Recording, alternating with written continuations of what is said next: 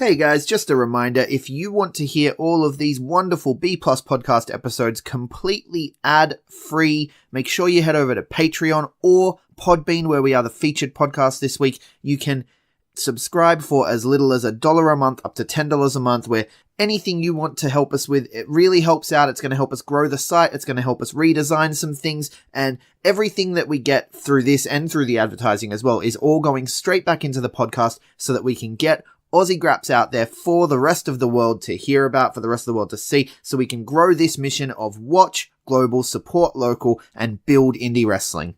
So if you want to be a part of that and get some really cool rewards like call-in shows, bonus episodes, ad-free like I mentioned, then head over to patreon.com/theb+ and subscribe today.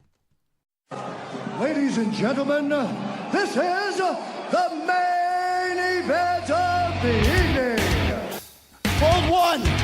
Andre. You're not good at this. Get out. Let me tell you a personal story about Vince McMahon. You just made the list. Oh my God. Sorry, no speak English. Dummy. Goodbye and good night. Hold two. On bar. It's still real to me, damn it. Dummy. Yeah. This is the worst town I've ever been in. Hold three. The moss covered. Three-handle family Gradunzo. Mamma mia. And now,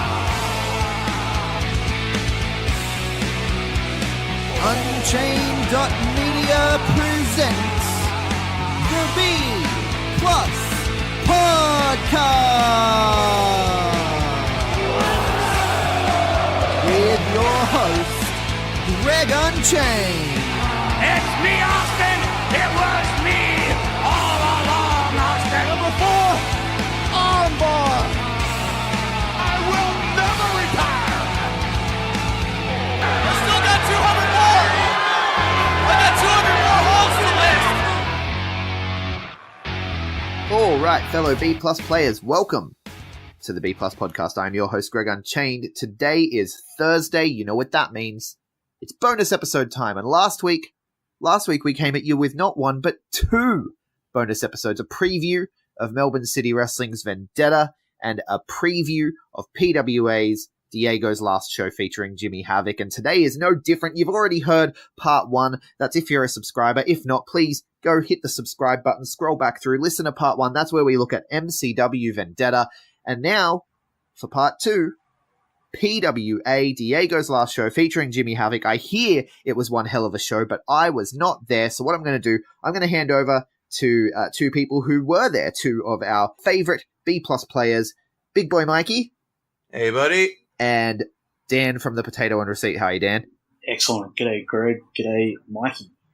Looking forward to breaking down this show. It was an incredible night. So, yeah, looking forward to dissecting all the action for the B-plus play. I wasn't there, of course, but I'm gonna sort of tap out now and let you guys take over and talk about the wonderfulness that was PWA Diego's Last Show, featuring Jimmy Havoc. Let's just start with overall feeling of the night. Like, going into this, how was the overall feeling for you? Oh, it was just a really special night. For Diego, obviously being his last show, and then also we had Jonah Rock, who had his last New South Wales appearance. So it was a really special night to send off both of those guys on a really good note. They've done a lot for the wrestling community, both in their respective areas, and it was fantastic. So I think everybody was firing on all cylinders, and that includes each and every one of the fans that was in Max Watts, because they were on fire. They were electric. Oh, absolutely. The streamer game was on point. The banner game was on point. The PWA universe is just growing strength to strength, and it's fantastic to see. But let's start breaking down this card. We had 8 matches. So we opened the show with we actually started with Bonza coming out to open the show, basically talking about the charity that they were raising money for the world's greatest shave. laying it down on the fans that we didn't put in enough, and now it's up to him to choose who shaves their head.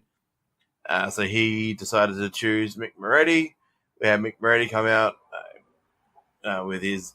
By the way, I'll turn down for what. I love that theme. Then you see Moretti come out, and to Bonds' surprise, Moretti reveals that he's already got his head shaved. Moretti says that he's already one step ahead of Bonds' head games, leading into the Coliseum final match next month. That was a great opening segment. What do you think? I think it was fantastic.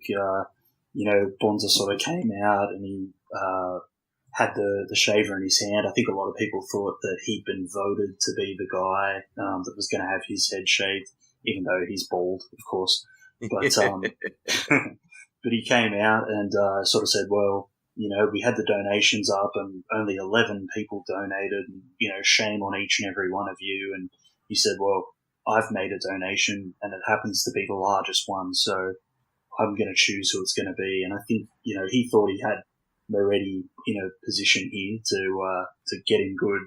But Moretti, being the rapscallion, was one step ahead, and he had the wig on and pulled it off. And, sure enough, bald. And we got a nice big bald boy chant from the crowd as well, which was excellent. Yeah, it's vintage Moretti. If you ever go back and watch through the PWA play, like the history reels, and you see the old Moretti, he was always bold. So it's a bit of a vintage look for him. But it's going to be interesting not seeing those the Tekken hierarchy gelled hair parts to the side, and it started becoming part of his character, but full rapscallion is just on another level. So this also brought out One Direction. So basically the opener that we got was the Four Nations defending their titles against One Direction. Obviously a lot of shit between Bonza and Moretti through the match, a lot of unwillingness to tag out, a lot of dissension there, obviously with their battle looming ahead. But One Direction, they were on fire in this match. Give them all the credit. They're a fun team to watch. I know on a recent post, I think it's more aimed towards New Pro, but we'll call it that One Direction are taking time away to reassess and reevaluate after this loss. And spoiler alert, yes, so sorry, One Direction lost. As Four Nations, Bonds and Moretti actually were able to pull it together and actually do some great team up in the end there, which is good to see. So, yeah, so they retain and they're going to go into the Coliseum final as tag team champions opposing each other. How did you feel about the match itself? I thought it was fantastic. It told a really good story. Obviously, there's the rivalry that's sort of been building between the two Four Nations members, between Bonza and Moretti. There was signs of it going all the way back to the start of last year. Whenever they tagged together, there'd be the cheers from the crowd for Moretti and the boos for Bonza. And it started to get under Bonza's skin. And then as we've developed, things have become a bit more heated. There's some pushing and shoving going on. And, Bonza would he looked like he was going to accidentally strike, and then he'd go for a deliberate strike on Moretti and stuff like that. So, as you said, at the start of the match, Bonza started in the ring and he refused to tag Moretti. He started to get beaten down a bit, but still refused to tag. And then, Moretti got himself into the match, and then he was sort of doing the same thing to Bonza, refusing to tag. But I think something clicked, and I think Bonza just basically said screw it and tagged Moretti, and then they started to gel like that team that, fought two epic matches with the Velocities and with Mustache Mountain back at PWA Progress. So they showed why they are the tag team champions. Unfortunately, One Direction really got decimated at the end there, and as you said, they've blacked out their social media accounts now. So, they've gone back to the drawing board. It'll be interesting to see where One Direction go to from here. Yeah, well, all boy bands all boy bands have an end when they all need to go single. So we'll see. But then we got the Shazza McKenzie Tree Hugger Lucci match. It was a very interesting match. I enjoyed it. I love Shazza McKenzie in intergender matches. There's just something about Shazza that, for me, she comes out even more. She's fantastic talent against females and males, or a mix of both. But there's something about Shazza when she's against the guys in the ring. She even goes to that next level. And I don't know, this match showcased how good she is in intergender wrestling. And it's going to... Obviously, they're telling the story of Bonza, Moretti, and I guess Uggs mind that the PWA title isn't needed. And, the PWA is just an open title for any gender, which PWA have always said, have always had their belts being open gender. Tree Hagalucci gave this actually a good shake. I thought, I didn't think he was going to get this much offense in, but in the end, Shazza did pick up the victory here. How did you feel about this match, and how did you feel about Shazza in this intergender match, and what I was saying about how for me, she just steps up a little bit more when it comes to the intergender match. Not that I'm discrediting her work, but yeah, what did you think of it? Well, I think the important thing to note is a challenge was laid out by Bonza. He basically said to Shazza, until she wins that PWA championship, she's not a champion. So I think it lit a fire in Shazza McKenzie, and she came out in this match against Lucci, who, as you said, using her hair and using the ropes, dirty tactics as the heel that he is. Shazza sort of weathered that storm, and she put in a fantastic performance to get the win here, and put herself on that path to possibly going for the PWA championship at some point. Yeah, I'd love her to get a shot. I don't know if she's willing to go one-on-one with Ugg. I'd love to see it. The fans would love to see it. I'm sure she could handle Ugg. That's no discrediting it there. I guarantee that she could handle it, but it'd be interesting to see if that's something on the horizon. What do you feel about the girls in this company? Because there's another one later that I want to touch on later in the night. But how do you feel like what the state of the PWWA division is? Because in realistic, they do have a great core of young women, whether it's in the academy or whether it's actually on PWA shows. There is a nucleus of good talent. You got Belle Pierce, you got Facebook coming back from injury, still got Jess Troy, obviously Shaz. When Madison Eagles is back from injury, I know that's going to be a while away now. You got girls like Kingsley working the gyms. You got a few others. What do you see as the future as PWA division? Do you feel it's needed? Do you feel we should just have open titles? What do you think as a fan? I think it's certainly the stance appears to be that it's not needed, and I can certainly see the talent that they've got in their ranks at the moment can really handle themselves against any wrestler on the roster. I note, Belle Pierce, having some interactions with Adam Hoffman in the Rumble that they had during the Coliseum event. Jessica Troy. Later on tonight, we'll talk about her. She was involved in an intergender match as well. Shazza in this case against Lucci. Madison Eagles battling Michael Spencer. So whilst they could certainly do more PWWA events in the future, and they have a good core group such as Kingsley and Xena, and who really haven't seen time in the ring in PWA.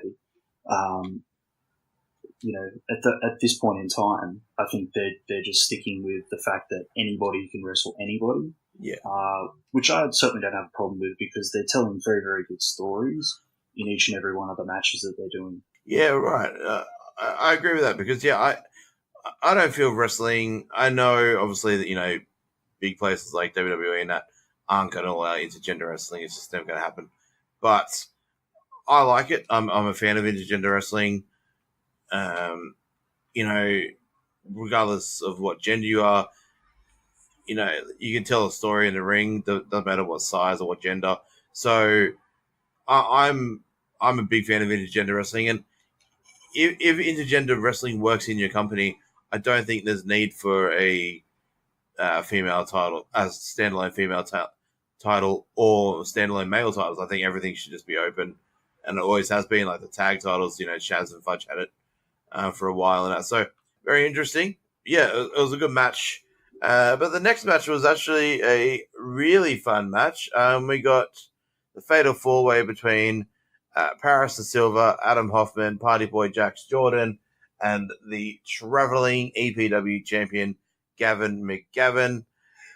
What a fun match this was. I'm not going to lie, I didn't think Paris was going to pick up the victory here. Glad he did, because Paris is... I could watch that guy all day long. He's so entertaining.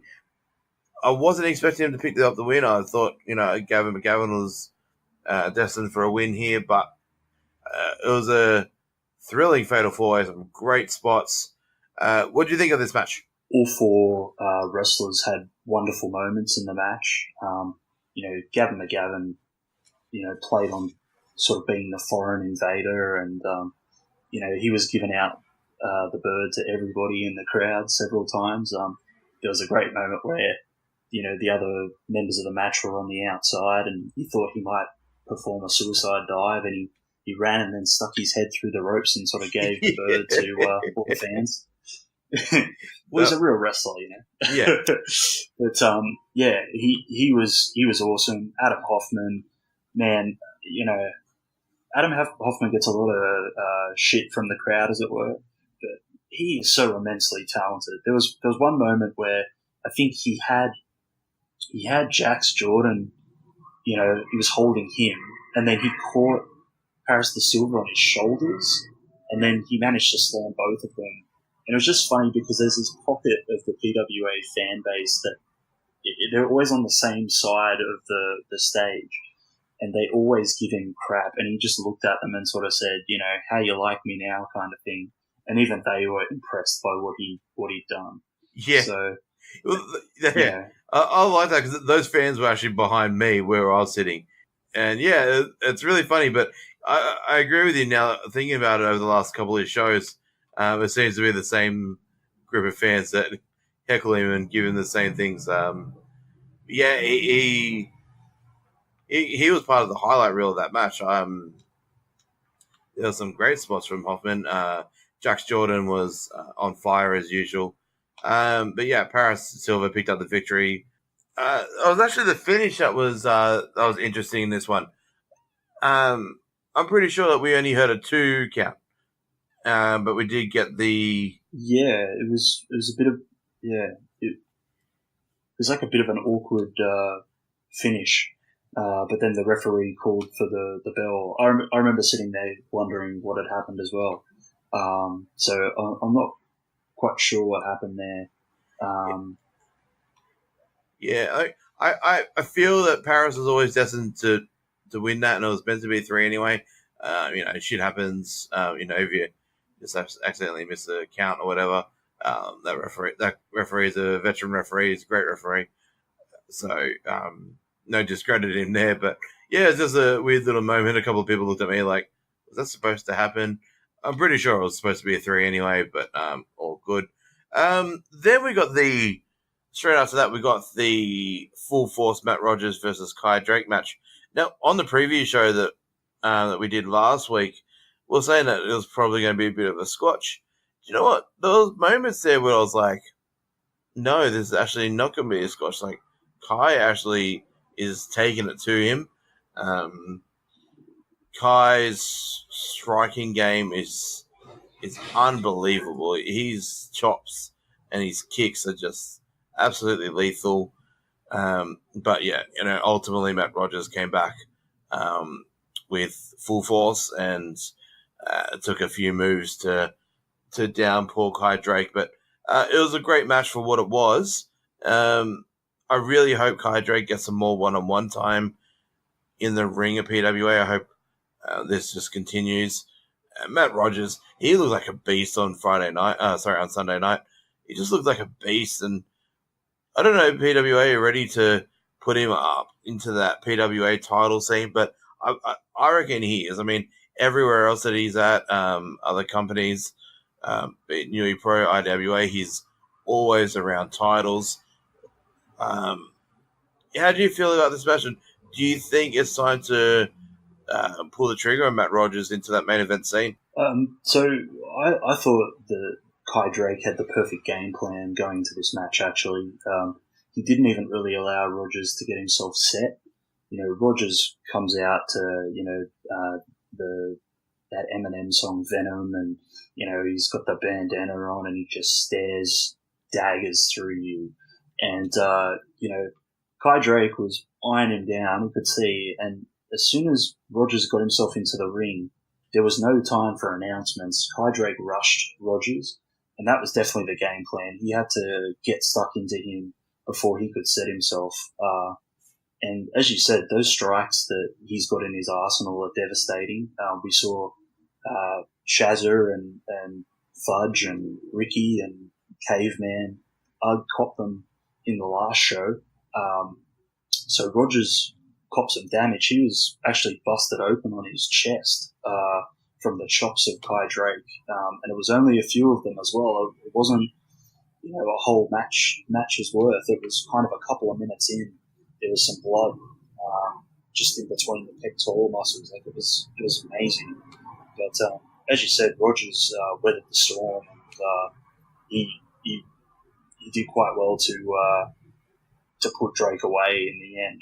So even though we probably said in the preview that it was going to be a squash, Kai Drake didn't see it that way, and I'm sure Matt Rogers doesn't see it that way either, following on from that match and probably the recovery he would have had with his chest.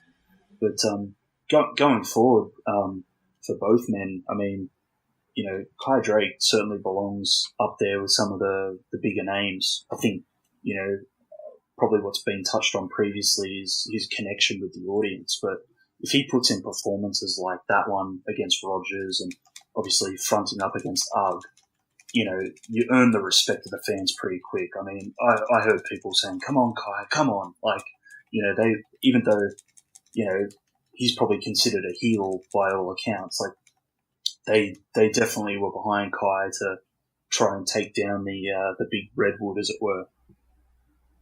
Yeah. Rogers though, I could probably see him in the title picture at some point. He's had some good battles with Caveman UGG in the past. UGG is looking for a challenge, as we'll touch on a little bit later. Maybe the big man is someone to put in there against UGG after the Velocity situation sorts itself out. Right, yeah. So, and speaking of that, post-match we had the Velocities, all three members, Jude, Diamond, and Paris, come out and attempt to recruit Rogers into the Velocities again, as they feel that they need some muscle with all this stable and tag team warfare going on in PWA lately. They feel they need some backup as such. This part of, like, with Rogers and these guys are just hilarious. Like the whole I don't know if I can use a word on this. I think Greg might need to put the explicit language on here, but the whole CUNT thing. Rogers is one of those guys, from all the way up to, WWE, all the way back down to PWA. There are certain big guys that just need to say one or two little things on a mic, and it just works to their character. Rogers just nails that nails that part of his character, like sort of like the old Diesel sort of vibe. But this is hilarious, and poor Kai Drake, amongst all the crap, end up copying another boot to the face, I think it was. So a bad night for Kai Drake, and unfortunate for Velocities not being able to get Rogers to join their stable. But I don't know. Where do you think this goes? Do you think it ends up being Matt Rogers ends up being with them, or do you think we'll get some sort of like 6-man against all three? Because surely they won't do 1-on-3. That would just absolutely bury Velocity. So where do you think this is going? Yeah, it's an interesting situation. It definitely got very heated. Jude ended up slapping Rogers, and they actually had to have the PWA staff get involved and separate everybody. And yeah, I don't know. I think it could be anyone's guess, really. Maybe the Velocity sort of need to prove themselves a bit more to Matt Rogers. Maybe I'm not sure, but maybe we do see a match where these guys put themselves up against Rogers. But I don't know. I don't think the PWA play those sort of stories. I think there's something else. There's more to this story. There's more to happen, and I think we could see Matt Rogers in the Velocities at some point. I don't think they'd be called the Velocities at that point, but No. I think we could definitely see him. His respect really has to be earned, as far as I can see, and I think maybe they just need to work a little bit harder to get that respect from Matt Rogers. Right, exactly right. And then, speaking of respect, just before intermission, we got what we call the G3, the Robbie Eagles, Jonah Rock, and Adam Brooks triple threat match. Jonah Rock's final PWA appearance for now. Standard G3 level match, PWG standard match. Jonah took the pin in this. Robbie got the win. All three guys has had spectacular spots. Finished off with the emotional speech from Jonah Rock, thanking everyone, and the emotional sort of, the little hug between the three of them in ring. Some fantastic moments in the match and post-match. What was your thoughts with this match, going into it, in the match, and then after it? Well, when it got announced, so we got the tease from PWA saying that Jonah Rock would be coming back, and they sort of said, you won't be prepared for this match when it gets announced. And when they announced that it was those three gentlemen going toe to toe, I could not wait. We'll talk about Matty Wahlberg and Jimmy Havoc later. That was one match that I was definitely excited for, but this one had a special place in my heart because I've never seen Adam Brooks live, so that was one thing. And then, of course, to say goodbye to Jonah, who's done such wonderful things for the Australian professional wrestling scene, and will continue to do so no matter where he wrestles in the future. But yeah, to be able to send him off in the local promotion, and then the match, man, it delivered so big. As you said, incredible spots. Each man was firing on all cylinders. I know I said that before, but these guys are, at the top of their game, the peak of their powers. It wouldn't surprise me if all three of these guys got picked up, by different major promotions across the world, because they can tell great stories. They've got all the skills, and yeah, when it was all said and done, Robbie got the win. He sort of avenged the loss that he had, where he dropped the PWA championship to Jonah Rock. But once that was dealt with, the emotion on all three guys' faces, the big hug, like you said, Robbie couldn't stop crying, the tears coming down his face. You just see how much these guys mean to each other, how much this all meant to them, how proud they are for Jonah, how happy they are. I was quite moved, and looking back at the photos, from the event, from New Photography, just give them a quick plug. But, incredible. Seeing that hug in the ring with the three guys huddled together. incredible stuff. Yeah. I can't wait for people to be able to see it once PWA release it. Promotional consideration paid for by the following. Christmas has come and gone, and with it, the disappointment of those Secret Santa staples, the shave kit, the sports hygiene packs, and seasonal socks is fading. As we roll on, though, into the new year, it's time to make resolutions, so why not resolve to look better in 2019 and get yourself the gift that keeps on giving and never disappoints, Threadbox. Threadbox is a subscription clothes shopping service which for as little as $40 per month will send you a box of personally curated goodies straight to your doorstep. I get the $160 package which comes with over $200 worth of fresh goodies each month. Kept me looking fly for all my Christmas engagements this year.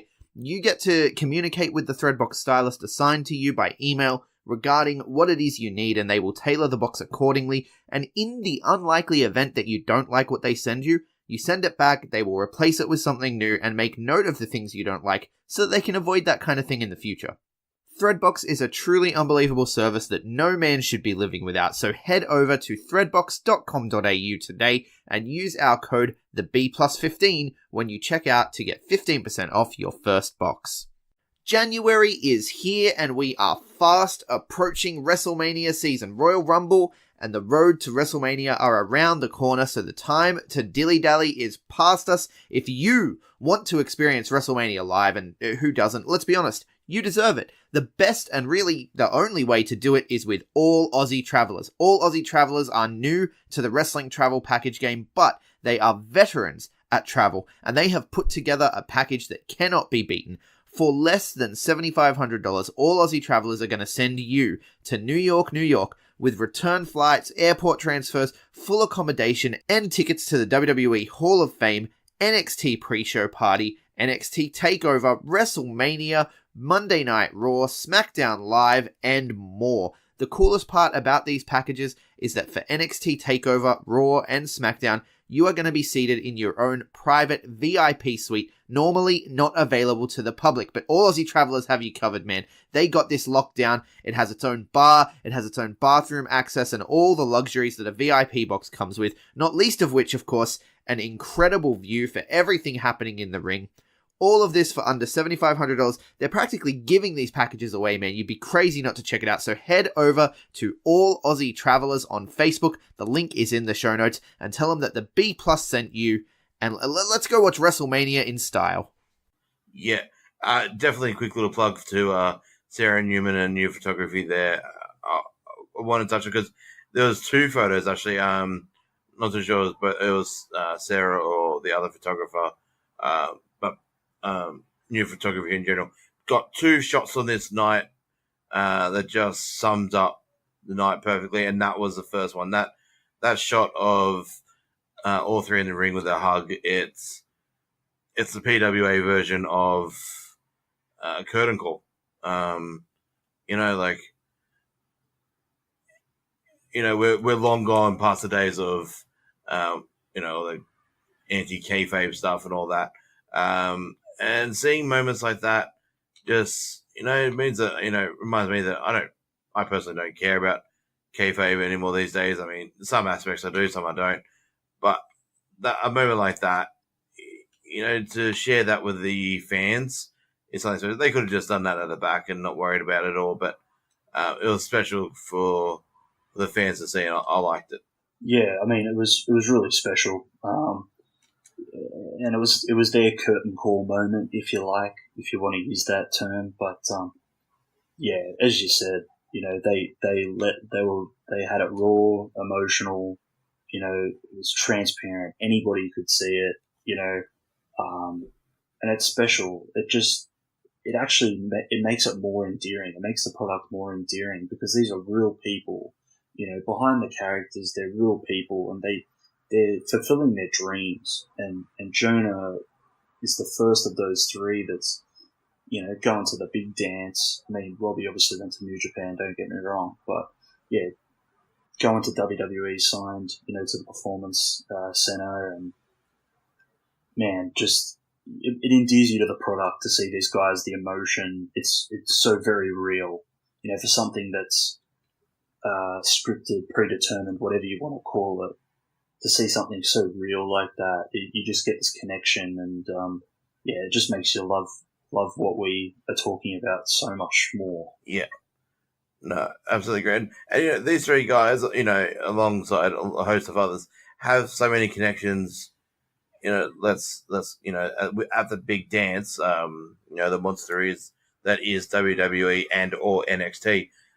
All three of these guys have connections all over that roster. So when these three guys all end up, because let's be honest, within the next 2 years, obviously Robbie is connected with New Japan. Brooksy's been connected with companies like Rev Pro and Progress in the UK from time to time. But let's be honest, all three of these guys have the potential to wind up on whether it's UK or US version of NXT. All of these three guys have the potential to be on that show. They've all got friends that are gone through it. Like Robbie's had Peyton and Billy Kay come via the PWA ranks and UEPO ranks. Jonah Rock's had the Team DK boys go over. Brooksy's had Murphy go over. So these sort of moments are special because they know that, whilst, they're not going to see each other for a while, Brooksy and Eagles might not see Rock for a while, there's a chance that all three of them will end up in the same place again. And whilst I love what Robbie's doing with New Japan, no discrediting in that because Robbie's fantastic and New Japan is the place for Robbie.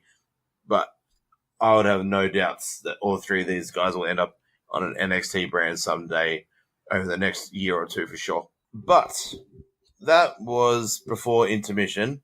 Quick little funny note about intermission. It was not Matty Wahlberg's defense of beer pong this week. However, the Babes did lose beer pong to the Black Shirt Cool Group. That's right. I want to say that. The Babes lost beer pong to the Black Shirt Cool Group. And awesome credit to the fan. I don't know his name. Hopefully you can give me a name. It was a Dan. Dan. Okay, cool. Great name, right?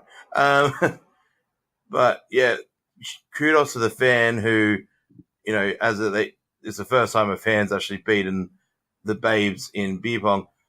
So he actually won the money that was raised for beer pong. He actually donated it all back to the World's Greatest Shave cause. So kudos to that fan if you listen to this cast. Big ups to you. That's awesome of you. Funny little intermission there. Matty Wahlberg has stated that no, he's not. He's still undefeated. So look forward to seeing Matty Wahlberg back in beer pong at the next show. Then we came back from intermission. We got K-Band's music. So we had K-Band Ugg coming out. He wants a challenge. K-Band Ugg, the PWA champion, wasn't on this show. Wasn't given a title defense of the show. He wants a challenge. He's hungry. The Prefects answered the challenge, and Caveman Ugg made very short work of it within about 2 minutes. Said he wants a real challenge. Like, what is this? Give me a real challenge. And then we got the greatest moment in PWA history. He got the moment where... we had the Big Fudge come out first. My apologies. We had Big Fudge doing his shtick about the sanitation levels and all that, which brought out Ricky South to give him a very manly lap dance. Very entertaining spot. Ricky South has got that charisma oozing out of him. He killed it. This did bring out SMS though. I was about to say Snapchat. Okay, I've got to get that name out of my head. Tyler Payne, Unsocial Jordan, and Facebook, who were disgusted about what was going on in the ring. They're sick of the way that PWA is going at the moment, and they take action, give Diego a little kick to the face. So interesting moments. Obviously, a quick little squash from Ugg on the prefects. What do you think of this whole segment? I found it really entertaining. I thought it was a really entertaining piece of the night. Yeah, so that's the point of the show, right? Black Label. So we got a really good segment with Ugg basically dragging the referee out by his hair. I think it was Nick, or as they were calling him during the night, Big Dick Nick. So they brought him out by his hair, and as you said, demanded that challenge. And the prefects who normally get kicked out by security, the last few shows they've tried to sneak in, they finally got their moment. Unfortunately, it was against the very dominant PWA champion, who, as you said, made them pay for answering the challenge, and he basically just popped them on top of each other like a pile of rubbish when he went for the cover. No disrespect to the prefects. You've got more balls than me. I wouldn't have answered that challenge. But then we got that fantastic segment. Ugg wants another challenge. Fudge's music hits. Everyone thinks that Fudge is coming out to answer the challenge. But no, he was coming out to talk to Diego. Gave him a bottle of Black Label. See what he did there? Yeah, I forgot to talk about that. That was a good spot. Very good Easter egg. But then we got some pour some sugar on me when Ricky South came out and did a fantastic strip. A bit of a tease with the towel to Diego. And then, SMS, who prefer their wrestling family friendly, they stormed the ring, and Diego ate a super kick for his trouble, unfortunately. So he would have woken up the next day with a bit of a sore jaw. But mate, thoughts on the segment? It was absolutely fantastic. It was PWA Black Label to a T. It's why I love this, the whole Black Label, 18 plus thing. They can push the boundaries a bit. They have a lot of fun. And that's why the crowds love it so much. That's why, they're into it. They're yelling out, they're screaming, they're cheering. And it's because the promotion can do stuff like this. And, wonderful, wonderful segment. Yeah. Fantastic moment. Ricky really channeled his inner Val Venus. Loved it. Great spot. And then we got the Michael Spencer Madison Eagles match, which obviously due to Madison Eagles' injury was scrapped. However, Madison Eagles had a plan B, which brought out Jess Troy, Madison Eagles' stablemate from Four Nations. So we got Jess Troy versus Michael Spencer, second intergender match for the night. I'm going to stop calling it intergender because it's just I really got to stop using the word because it's just PWA roster facing each other regardless of gender. So we've got to really call it what it is. Just a one-on-one. Jess Troy versus Michael Spencer. Jess Troy picked up the victory via submission. So she attempted to tap out Michael Spencer about 10 times in the match, working his arm. Made quite a short work of it. It wasn't a long match at all. But fair game. Again, I've got to say this about Jess Troy. I feel like she goes up to another level when it's against some guys. Like I said, no disrespect to when it is a female versus female, but it's just something like that. The girls are on an even bigger level when they're against the fellas in the ring. It's really impressive how good Troy and Mackenzie are. How good Troy and Mackenzie were on this night, and I've always known how good they are. But what do you think of this match, and what do you think of Troy's performance in intergender? Like, she's always been fantastic. She's done a lot with Four Nations, so mixed gender matches and that. What do you feel about this match, and what do you think about what I'm saying about the PWA girls against the guys? How they just go at that next little level? Yeah, well, the match itself was fantastic. Madison the setback, and myself and all of us wish her all the best on her recovery. Can't wait to see her back when the time's right. But Jessica Troy, fantastic. Very, very good game plan. It was a no rope breaks match, and she's got that devastating arm bar, and she just went for it over and over again. And there was nothing that Michael Spencer could do about it. His athleticism was what probably allowed him to survive for as long as he did, because he kept sort of finding his way to the ropes and he could pull himself up. But look, he succumbed to that armbar and he had to submit to the Destroyer. And she's got that nickname for a reason. And as you said before, right on. We've got to stop calling it intergender matches. This is just one-on-one. The roster is fluid and anybody can wrestle anybody. And but having said that, this was it was an important match. Jessica wanted to honor her fallen comrade, as it were. And at the same time, it was an important match for her to get the victory for too, because everybody's got title aspirations, and the Destroyer would be no different. And to submit Michael Spencer is a big win. He's a incredibly gifted wrestler, very athletic. So to be able to put him away is a huge win for Jessica Troy. And I agree with you. She came out with a fire under her, just like Shazza did, and super impressed with her performance in this one. Yeah, no, fantastic win for Troy.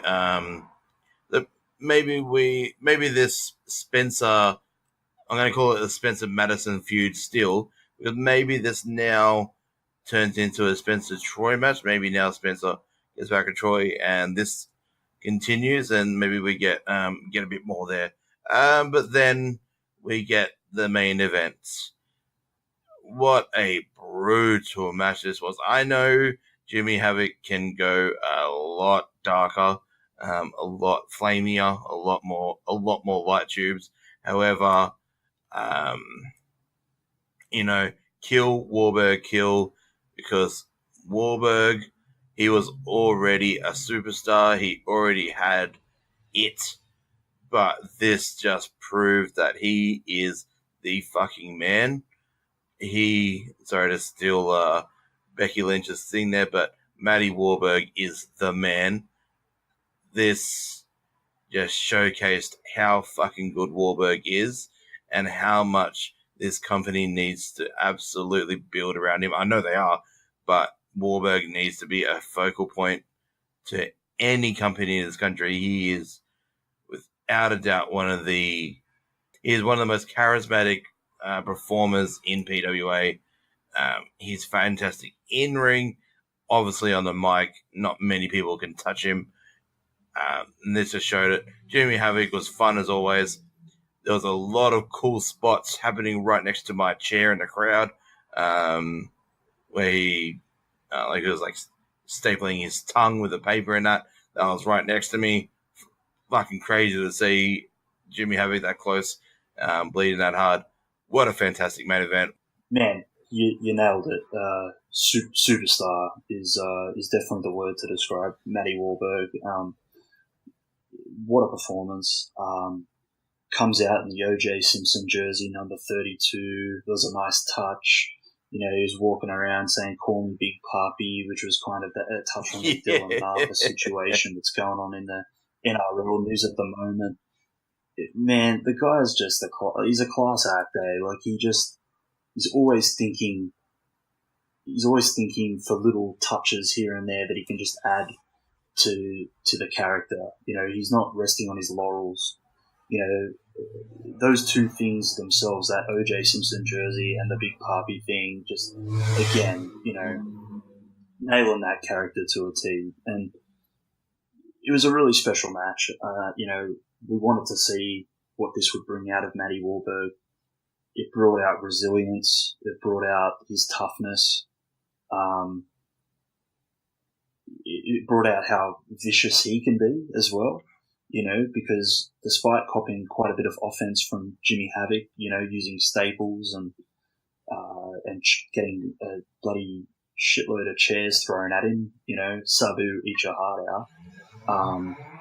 He was able to dish it just as good as he copped it, and Carter Deems and Harley Wonderland did get involved, but at the end of the day, Wahlberg took advantage of the situation and the weapons around him, and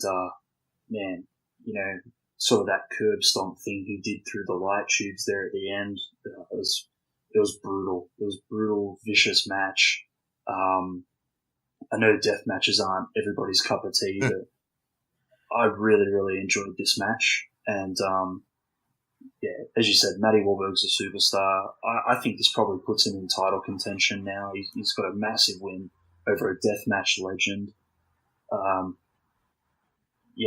It's hard. I mean, you probably got Paris in the conversation as well, after his big win, and possibly Matt Rogers as well. But yeah, I'd probably be putting Matty Wahlberg into the title picture sooner rather than later, based on his performance this past Sunday. Yeah, I agree with that. I feel, Shazza, Matt Rogers, Paris da Silva, all probably in line for a title shot. Obviously, Robbie deserves a title shot whenever he damn well wants, because he's Sir Robert Eagles. But yeah, I feel there's two guys in this company that deserve title matches after the last 12 months, and that is both Ricky South and Matty Wahlberg. I think Matty Wahlberg, with this win, should put him in contention straight away. Ricky South also got this victory about 9 months ago. Ricky South at the PWA X Progress show back in April of 2018 showed us what he can do against a guy like Jimmy Havoc. So both Matty and Ricky have now defeated Jimmy Havoc within a technical PWA ring. So I feel both of them are deserving a title shot. Look, on the preview show, we said this was PWA Black Label Diego's final show featuring Jimmy Havoc. I tweeted it out. It was PWA Black Label featuring Matty Wahlberg, and after the show, 100% it was PWA featuring Matty Wahlberg, because he was the man of the night, and he closed it off perfectly. Well, no, he wasn't the man of the night. My apologies. He was the superstar of the night, the man of the night. Let's just touch on it. The final thing, Diego. We said all that we could on the preview cast. I personally went up to him in the intermission and thanked him again. He is such a critical part of PWA's Black Label's experience.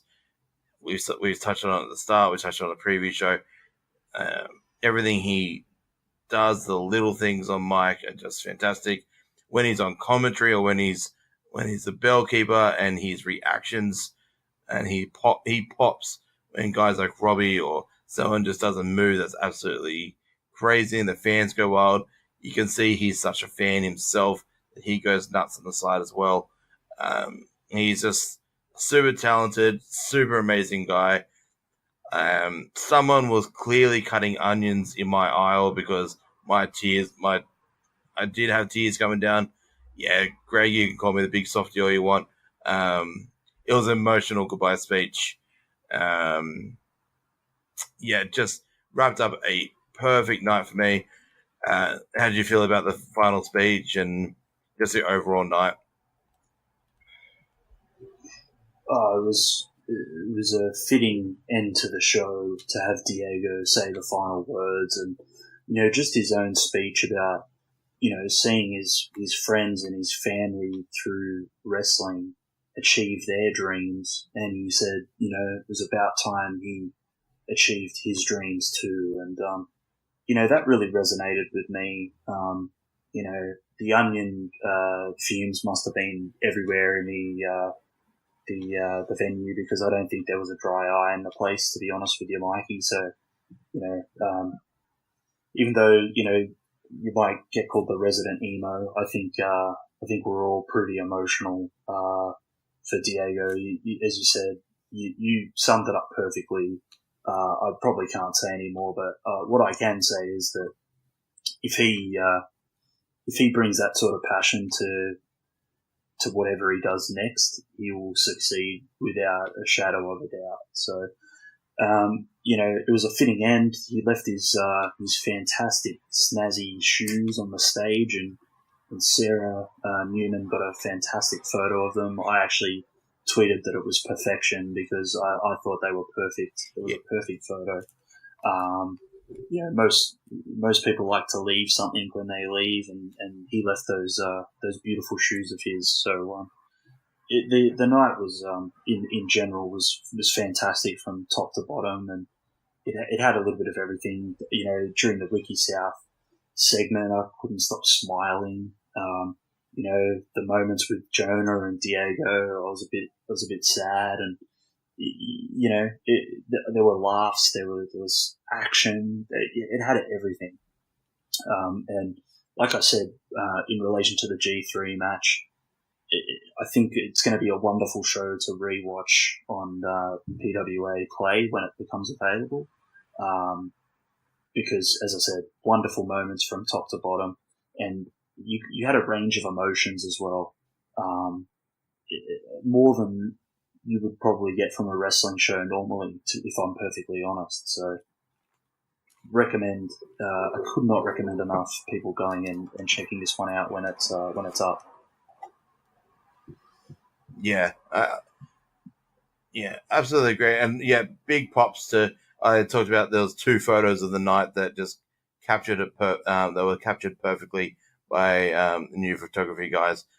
One was the Jonah Rock, Brooks and Eagle shot post match, and then one was the shoes on the stage. Just perfect photography shots. That just when you got home and you saw those on Twitter and that, it just gave you that extra little warm feeling when you got home. You're like, God, that was just a special night. Look, I took a mate that he came to the PWA Progress show back in April, and as good as that night was, the Star didn't have the magic that Max Watts did. Max Watts has a certain magic to it now that I pray to God that they stay in that arena for as long as they can, contract wise or whatever happens. As long as they can stay there, as long as they can, because there is magic. Well, I'm going to jump in here, Mikey and Dan, if that's okay. Absolutely. Yeah. I have been listening. I've been typing away in the background, preparing for tomorrow's Aussie Graps podcast. And something I want to point out as you're talking about Max Watts, the now iconic PWA Black Label venue, they're starting to sell this one out. So I don't know how much longer PWA are for Max Watts. I think that sometime in 2019, probably towards the middle of the year, we may even see them strike out to a bigger venue to sort of try their hand at the big show. You know how Melbourne City Wrestling had the big show venue, right, where Thornbury Theatre, and now they've moved into Thornbury Theatre full time, and they've tried out the Melbourne Aquatic Centre, I think it was, as their big show venue, right, for the shows where they have the real big matches. Yeah, that's right. Yeah. Yeah. With Max Watts selling out, because this last show, Diego's last show, did sell out, and it looks like the next one, Fight for Black Metal, may be a sellout as well. So with that happening, I predict that we're going to see at least some testing of bigger venues. Yeah, well, they tested out another little thing. They used put the merch upstairs instead of having it down the side this time. So I think they're starting to feel where they can add in a little bit more room at Max Watts, but from what I've heard, obviously the next couple of shows will be at Max Watts. But yeah, there's just a vibe in that arena that's just great vibe. Oh, it's a great vibe. Yeah, I've only been there once, and it was probably my favorite. Well, I was going to say I took my mate Nick. He came to the Progress PWA show back in April. That it was a great night, but the Star didn't have the magic that Max Watts did.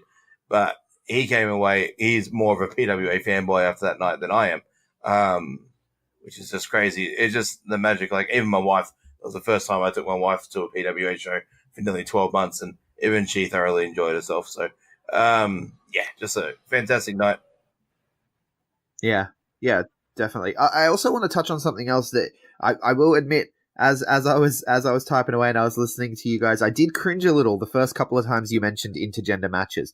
When I watch, I think you came around to it. You came around to the exact right. You nailed it. The second when you got around to the Jessica Troy match, I felt like you absolutely nailed it, man. Because they're not intergender matches anymore. They're just matches, right? It's just like when you watch Chikara, when you watch bar wrestling, they're just matches. They're on an equal footing. It's brilliant. There's no. I honestly feel like there's no need for a PWWA anymore. And I feel like a lot of them feel the same way. I mean, in talking to Shazza last week, if you listen to the interview that we put out last week, cheap plug, you can go back and listen to that one in the archives. Shazza even says, like, she was talking about, maybe we could do a Tokyo Joshi cross PWA event. That would be amazing. And I was like, yeah, cross PWWA, right? Because I'm still in the old way of thinking sometimes too. And she was like, not even, like, they could face the guys. And in my head, I'm like, well, of course they could. They just did that. They took the Four Nations to the limit at King of Trios. So why wouldn't they be able to face the guys? So yeah, I think you came around to it. They're just matches now. But it's do just matches. Do you, Greg, as well also see like at the last show and whatnot, like I've been saying it through the cast, I love the women of PWA when they face each other. They're fantastic in their own right. But do you feel that they go from like a 9 to even a 10 when they go against the guys? Like, do you see the extra little step up in their attitude in the ring? Like, they go full throttle, and it's just like, oh my God, like, I love it. Like, there's not even a, you know what I mean? Like, there's something that. No, I mean, every single matchup is going to be different, and everyone has a different chemistry. Everyone has a different, different way of facing off against each other. I don't really see a difference. I just think that matches are matches, and I think that that's what PWA are going for as well. Is that whole matches are matches, and I think definitely moving forward, there's no need to even call it an intergender match with PWA because it's just right. a match. It's just what. I agree with you. I don't think there's a need for the PWA title. I feel that there should be some sort of like black label hardcore type title somewhere along on that roster. I'd like to see like some sort of black label, defending of the sword through the year or something, or something like that. But yeah, well, at the event that I came up for, obviously you guys were both there. Fridays are for the babes. Shazza and Ugg had a face off in that multi-person match, and it was like you could feel it in the air. Right, the PWA family, the people at that venue, they all want it. Shazza McKenzie versus Ugg. It has to be for the title. I think it's going to be fantastic. I really think that's something that we got to get around to sooner rather than later. But our time is up, guys. You've gone through everything. Thank you so much for recapping the show for those of us that couldn't be there. Where can people find you, Dan? They can find me on Twitter at P&R Wrestling, Potato and Receipt on Instagram, or they can search the Potato and Receipt Pro Wrestling on Facebook. And then I do bits and pieces for the B Plus as well, so keep an eye out for me there too. Of course, and you've launched Receipt Radio, yeah? You've done a couple of episodes of that? Yeah, trying my hand at doing a podcast myself, sort of giving a bit more coverage to the New South Wales scene. So, I'm going to continue to do that. I'm really passionate about Australian professional wrestling, and anything I can do to promote it, and particularly the New South Wales region, I'm going to do that. I love it, man. I love it. I've had a listen. I'm a big fan. You go more in depth than I can because I try to cover the entirety of Australia on my Aussie Graps episodes on Fridays. I can't really get into every single promotion. I have to kind of pick out headlines. Right, and I have to sort of weigh up what is most valuable, and it's really hard to do that. And so to have someone doing an even deeper dive into New South Wales, where you're talking about every single thing that's happening in the state, it makes me really happy. So thank you so much. Now, this is something I'm going to talk about tomorrow on the Aussie Graps podcast. But for the people listening right now, for the people listening about Diego's last show, that was with PWA. Can you tell us what's happening this weekend with Diego? Wrestling Go. It's on Friday. If you're in Sydney, if you're in New South Wales and you can get yourself to the Marion Community Centre, you would be crazy not to get there to Marion Community Centre Friday night. You know, you finished work for the week, get there and support a wonderful promotion with Wrestling Go. They do some incredible stuff. There's a body swap angle going on with Big Fudge and Matty Wahlberg right now. So good. Amazing. So good. Diego has challenged B-Boy to a match, which is incredible. There's too many great things to announce. I mean, Jack J. Bonds is on the card. The plastics are in action as well. Don't miss it. If you want to see another promotion that's doing wonderful things for professional wrestling in this country, you have to watch a Wrestling Go event. Right, and it's Diego's last match. So he actually has a match at this one. They're calling it Swan Song, a very appropriately titled event. And you touched on it. There's a body swap angle with Wahlberg and stuff. If you want to see a very different side of Wahlberg, because Wrestling Go is family friendly, right? Which PWA used to be back in the day when I used to go. It's a more family friendly atmosphere. PWA Black Label is off the chain. It's going 18 plus. It's been a great move for PWA, but Wrestling Go still embrace that family friendly atmosphere. So if you want to see a different side, if you're listening to this, you're obviously a PWA fan. So if you want to see a different side of some of your favorite performers, Wrestling Go. Was it Friday? It's Friday. Friday evening. Wrestling Go this Friday evening. It's gonna be a hot one though. They're predicting 45-degree weather in Sydney on Friday. So sunscreen. You're gonna be inside, but singlet, shorts, get out, stock up with bottles and bottles of water because it's gonna be a hot one. But don't let it deter you because they're gonna have the fans on for the fans. It's gonna be a great show. And thanks so much for recapping PWA for us, Dan, and Big Boy as well. Yourself, of course. Where can people find you? Yeah, you can find me at BigBoy_Mikey86 on the Twitter and Instagrams. I might actually be getting out to that show this Friday night as well. And, of course, you can find us collectively at the B Plus Wrestle on Twitter, the B Plus Wrestling everywhere else except for Patreon, patreon.com/the B Plus. Could there be more than wrestling? Who knows? Who knows what the future holds? But if you want to get on board with our mission of watch global, support local, that's the place to do it. Patreon.com/the B Plus. Every dollar helps, and it all goes into this podcast to grow this thing we love. Like, share, subscribe, 5-star review if you like what we do. You know the drill. Thank you so much for listening. Hold one. Arm drag. You're not doing this. Get out. Let me tell you a personal story about Vince McMahon. You just made the list. So, no speak English. Dummy. Goodbye and good night. Hold two. Arm bar. This is the worst town I've ever been in. It's still real to me, damn it. Dummy. Hold three. The moss covered. Three-handle family Granunzo.